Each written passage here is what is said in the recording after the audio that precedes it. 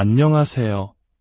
하나님의 은혜와 평강이 이 영상을 시청하시는 모든 분들의 삶에 가득하기를 기도합니다. 오늘 우리가 함께 나눌 이야기가 여러분의 마음에 깊은 울림과 위로를 주고 혹시 지금 힘든 시간을 보내고 있다면 그 길을 밝혀주는 등불이 되기를 소망합니다. 이 귀한 말씀을 주변에 사랑하는 이들과 함께 나누고 싶으시다면 이 영상을 공유해 주세요. 여러분의 작은 행동이 누군가에게는 하나님의 크신 사랑을 전하는 통로가 될 수 있습니다.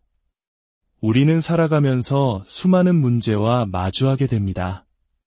때로는 너무나도 벅차고 때로는 끝이 보이지 않는 터널 속에 갇힌 것만 같죠. 그럴 때 우리는 하나님께 묻습니다. 하나님, 이 문제에 대해 제가 무엇을 해야 합니까? 그리고 하나님께서 아주 작은 실마리라도 보여주시면 우리는 그 작은 일부터 시작하면 됩니다. 나머지는 우리를 지키시는 천사들에게 맡겨두십시오. 기억하십시오. 만약 지금의 상황이 좋지 않다면 그것은 아직 하나님의 이야기가 끝나지 않았다는 뜻입니다. 하나님께서는 아직 모든 재료를 섞어 최고의 요리를 완성하지 않으셨습니다. 성경은 말합니다. 정해진 때가 이르기 전에는 아무것도 판단하지 말라고. 왜일까요? 바로 모든 것이 합력하여 선을 이루기 때문입니다. 성경 속 룻이라는 한 여인의 이야기로 시작해볼까요? 룻은 모든 것을 잃고 시어머니 나오미를 따라 낯선 땅 베들레헴으로 돌아옵니다. 그녀는 이방인이었고 과부였습니다. 그녀는 밭에 나가 다른 사람들이 수확하고 남긴 이삭을 주우며 고된 하루하루를 살아갑니다. 그러던 어느 날 보아스라는 유력한 남자가 그녀를 보게 됩니다. 여기서 우리는 구약시대의 중요한 제도인 기업물을 자에 대해 잠시 알아볼 필요가 있습니다. 이는 가까운 친족이 어려움에 처한 다른 친족의 땅을 되찾아주고 대가 끊기지 않도록 과부와 결혼하여 가문을 이어줄 책임을 지는 제도였습니다. 일종의 사회적, 가족적 안전망이었죠. 보아스는 바로 나오미의 가문에 이 책임을 질 수 있는 기업물을 자였습니다. 나오미를 향한 룻의 헌신적인 사랑이 결국 그녀를 구원자 보아스에게로 이끈 것입니다.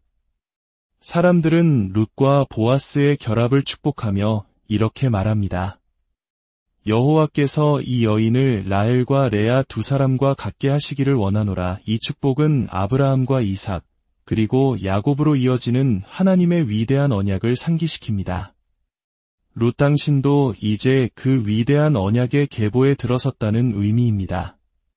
우리 또한 마찬가지입니다. 우리는 예수 그리스도를 믿음으로 말미암아 더 좋은 언약 안에 있는 자들입니다. 우리는 순종해야 복을 받는 것이 아니라 이미 하나님의 자녀이기에 순종하는 삶을 살아가는 놀라운 은혜를 받았습니다. 그런데 왜 하필 사람들은 라헬과 레아처럼 되라고 축복했을까요? 이 두 사람은 야곱의 아내이자 자매였지만 결코 좋은 팀워크를 가진 사이는 아니었습니다. 오히려 평생을 경쟁하며 살았죠. 야곱의 이야기를 잠시 들여다보겠습니다. 그는 형을 속여 장자의 축복을 가로챈 뒤 외삼촌 라반의 집으로 도망칩니다.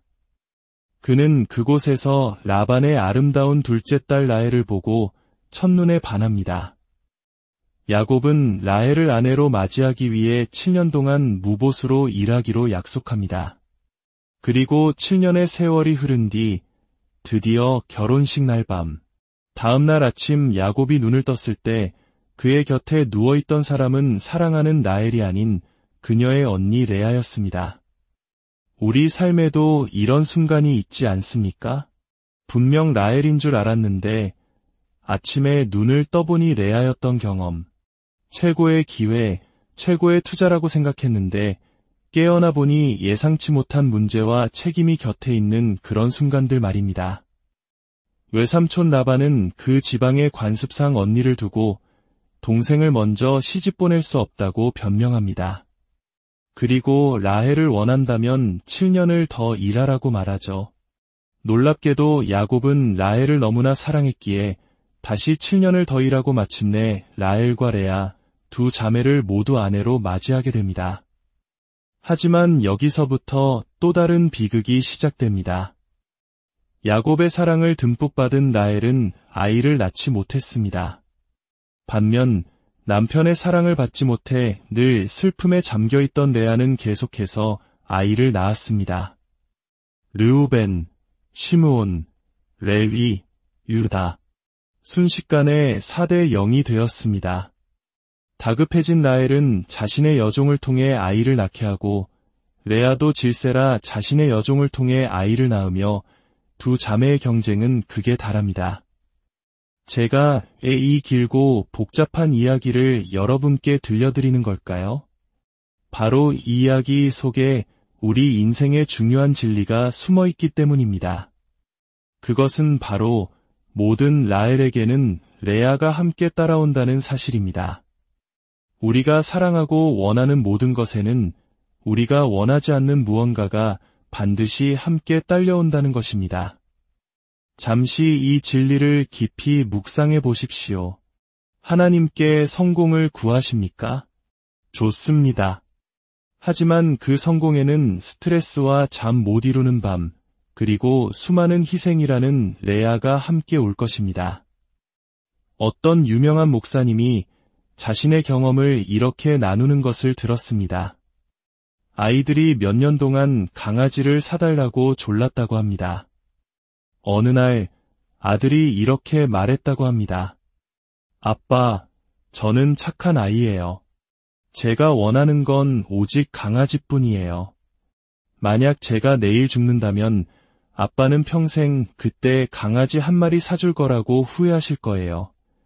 딸은 옆에서 거들었습니다. 아빠는 우리를 사랑하시잖아요. 사랑하니까 당연히 사주실 거죠. 그때 아버지는 아이들에게 이렇게 물었다고 합니다. 그래, 너희는 강아지를 원하겠지. 하지만 강아지와 함께 오는 것들도 정말로 원하니? 강아지의 귀여움을 원한다면 매일 산책시켜야 하는 수고와 배설물을 치워야 하는 책임감, 그리고 아플 때 돌봐야 하는 헌신도 함께 받아들여야 한다는 뜻이었습니다. 만약 여러분의 삶에 레아가 함께 온다는 것을 알았더라도 여전히 라헬을 원하시겠습니까? 시어머니 나오미의 쓰라린 상처와 가난이 함께 온다는 것을 알았더라도 룻은 여전히 나오미의 가족이 되기를 원했을까요? 바로 이 지점에서 우리는 하나님의 놀라운 계획을 엿볼 수 있습니다. 라헬과 레아는 서로 남편의 사랑을 더 차지하기 위해 경쟁적으로 아이를 낳았지만 인간적인 관점에서의 이 모든 질투와 경쟁을 통해 하나님께서는 이스라엘이라는 위대한 민족을 만들어가고 계셨습니다. 우리가 기억해야 할 것은 이것입니다. 인내라는 열매는 고통이라는 과정을 통해 맺어집니다. 하나님이 주시는 축복은 때로 우리가 원치 않는 것과 뒤섞여 찾아옵니다. 그것은 레아와 라헬이 함께 있는 것과 같고 나오미와 보아스가 함께 있는 것과 같습니다. 여러분, 혹시 지금 여러분 손에 쥐고 있는 것이 축복임을 깨닫지 못하고 있지는 않으신가요? 나오미는 슬픔 속에서 자신의 이름을 괴로움이라는 뜻의 마라로 바꾸었지만 그녀가 손주 오벳을 품에 안았을 때 성경은 그녀를 나오미라고 불렀습니다. 하나님은 결코 그녀의 본래 이름을 잊지 않으셨습니다. 그 아기 오벳, 그의 아들은 이새, 그리고 이새의 아들이 바로 다윗 왕입니다. 이스라엘의 가장 위대한 왕 다윗, 그리고 그 혈통을 통해 우리의 구원자 예수 그리스도께서 이 땅에 오셨습니다. 그런데 위대한 계보가 어디서 시작되었는지 아십니까? 시간을 거슬러 올라가 보면 이 모든 것은 야곱이 원하지 않았던 아내, 사랑받지 못했던 여인 레아의 넷째 아들 유다로부터 시작되었습니다. 바로 그 레아가 구원자의 계보를 잇는 결정적인 역할을 한 것입니다.